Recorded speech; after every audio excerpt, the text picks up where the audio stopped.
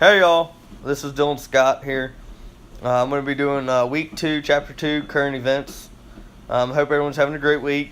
Uh, I really enjoyed everyone's videos last week. A lot of people had some really good comments, ideas. It brought a lot to light. For this week, I'm doing my current events on the Trenton Fire Department. The Trenton Fire Department is going out and getting bulletproof vests for all their guys and gals for first response. The city is going to put in for a grant. If the grant goes through, then they'll get it. But if the grant still doesn't go through, they're still going to get. The city's going to provide vests for the boys. Also, there's some interesting things that the city's going to require.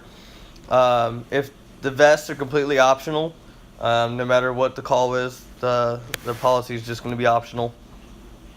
Also, if they do wear the vests, they have to wear it underneath their uniform.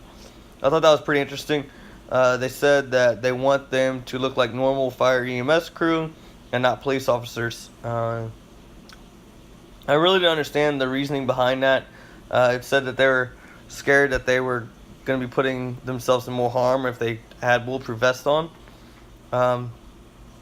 But I think this is a really good thing. I did expand my learning on a department that was implementing bulletproof vests as well. I work at the Hebron Fire Department in Boone County, and currently we have vests for all the guys. Meaning we have vests on the rigs available to everyone. There's not everybody has an individual vest, but on the ambulance we run a 2-man squad, so we have 2 vests. On the engine we run a 3-man engine, so we have 3 on the engine.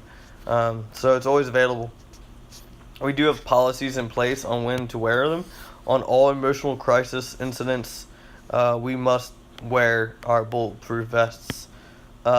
And to step up that safety a little bit more, we've gone. This is recent. This just went into policy last month or 2 or so ago. We're staging in quarters now in all emotional crisis. We used to stage, in the general area, but just with some calls this past couple years, there's been guys shooting, leaving the scene before this. We were getting there before the scene was secure. So we've stepped up. We can reach most of our district in under about 7 to 8 minutes. So we deemed it, for our safety to now stage in the firehouse. And once it's secured by PD, then we'll go ahead and enter. I think this is a huge thing for fire departments to be doing. Bulletproof vests are a huge need.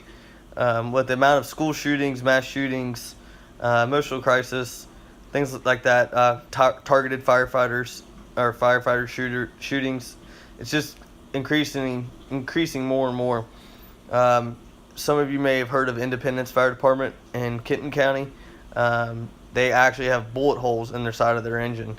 That's just the county next to me, 20-minute drive.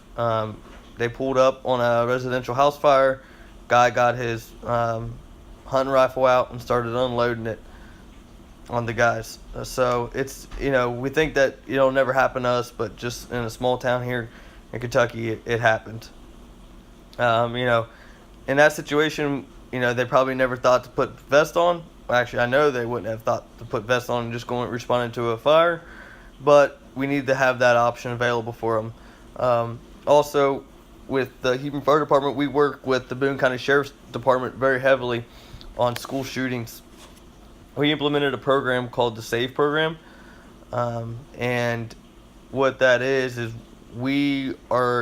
as EMTs and medics will be going inside the school during active shooter situations. We'll be going in with a SWAT team, and we'll be doing victim removal, even if there's the active shooters possibly still in the building. So we need the bulletproof vests. It's a program that we've been working on for many years. We train on it quite a bit. The program is voluntarily. So meaning if we do get called for a school shooting, you're not required to take part in this SAVE program, which is a nice thing. If you don't feel comfortable with it, or if you have kids in that school, we're not going to force you in. But the need for bulletproof vest is big. Sometimes it is annoying to put my vest on emotional crisis, but you never know. So I'm glad to see that there's a lot of departments in the nation that's stepping up and getting bulletproof vests for their guys. It should be on every squad, just like there's a pair of EMS gloves on there, especially for emotional crises and things like that. Until you know that scene is clear by PD, you got to be precautious. And even at times after the scene is clear, there's still a chance. So I really like that this fire department is stepping up and doing this. Let me know what you guys think about bulletproof vests for firefighters. I think it's pretty interesting. Even this article even said at one point NFPA was even considering to put it into one of their standards that all firefighters should be provided with bulletproof vests. They considered it, but it was knocked down.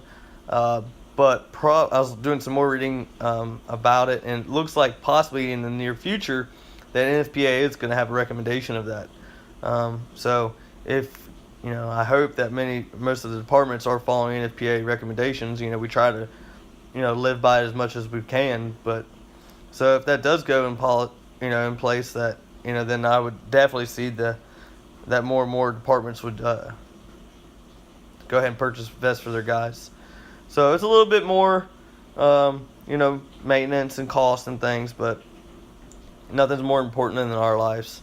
So let me know what you guys think, what you all thought about it or whatever. But y'all have a good night. Take care. Bye bye.